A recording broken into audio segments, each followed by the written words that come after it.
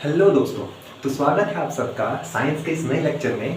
तो हम ज़्यादा टाइम वेस्ट ना करते हुए सीधा अपने लेक्चर को कंटिन्यू करते हैं। लास्ट लेक्चर में हम जैसे कि मेटल नॉन मेटल पढ़ रहे थे, तो वहाँ पे हमने मेटल्स की कुछ मेटल्स और नॉन मेटल्स की हमने फिजिकल प्रॉपर्टीज देखी थी, और पिछले लेक्चर में हमने मेटल्स की रिएक्शन देखा था कि वो किस तरह से एयर के साथ रिएक्ट, ऑक्सीजन के साथ किस तरह से रिएक्ट करते हैं। अब हम बात करेंगे कि जो मेटल्स है वो वाटर के साथ किस तरह से रिएक्ट करते हैं। ठीक है, तो जैसे कि यहाँ पर मैंने लिख दिया है।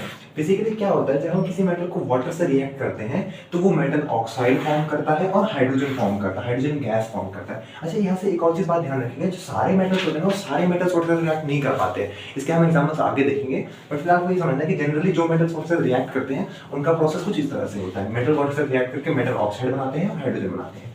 इसके अलावा ये जो मेटल ऑक्साइड है, अगर मैं इस मेटल ऑक्साइड को दोबारा रिएक्ट कराऊं वाटर के साथ, इस मेटल ऑक्साइड को मैं दोबारा वाटर के साथ रिएक्ट कराऊं तो ये मेटल हाइड्रोक्साइड फॉर्म कर देते हैं।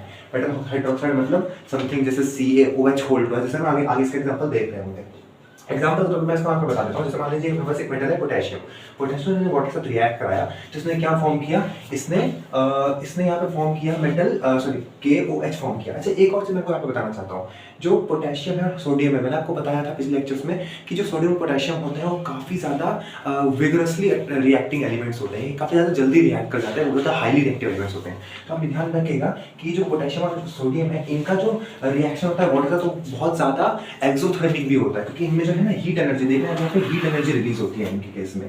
क्यों हीट एनर्जी रिलीज होती है? क्योंकि ये बहुत ज्यादा हाईली रिएक्टिव होते हैं, तो ये बहुत ज्यादा हीट रिएक्शन के थ्रू बाद में रिलीज कर रहे होते हैं। ठीक है, सेम चीज पोटेशियम का, सेम चीज सोडियम के साथ। वहीं अगर बात करें कैल्शियम का, तो कैल्शियम एक टाइप का जनरल मेटल है, ये भी जो वाटर के साथ रिएक्ट करता है, लेकिन ये उतना विगरसली रिएक्ट नहीं करता जितना कि पोटेशियम या सोडियम कर रहे होते हैं। तो कैल्शियम जिस तरह से रिएक्ट करता है जब वाटर के साथ, तो ये क्या फॉर्म करता है, ये करता है कैल्शियम हाइड्रोक्साइड फॉर्म करता है। तो आपको आई होप आपको समझ में आ रही होगी। अच्छा, ये कुछ मेटल्स होते हैं जो कि डिसॉल्व कर जाते हैं, यानी कि जो कुछ मेटल्स ऐसे होते हैं जो कि वाटर में सॉल्यूबल होते हैं, सिर्फ वही रिएक्ट कर पा रहे होते हैं वाटर के साथ। जनरली जो इनसॉल्युबल मेटल्स होते हैं वाटर में, वो ऑब्वियसली रिएक्ट नहीं कर पा रहे होते। इसलिए मैंने आपको बताया था कि जो मेटल्स हैं वो सारे मेटल्स वाटर रिएक्ट नहीं करते हैं, कुछ ही ऐसे कर पाते हैं। जिसमें कुछ एग्जांपल यहाँ पे देंगे, इसके आगे समझो, आगे आगे देख रहे होंगे, तो आपको कोई चीज समझ में आई होगी।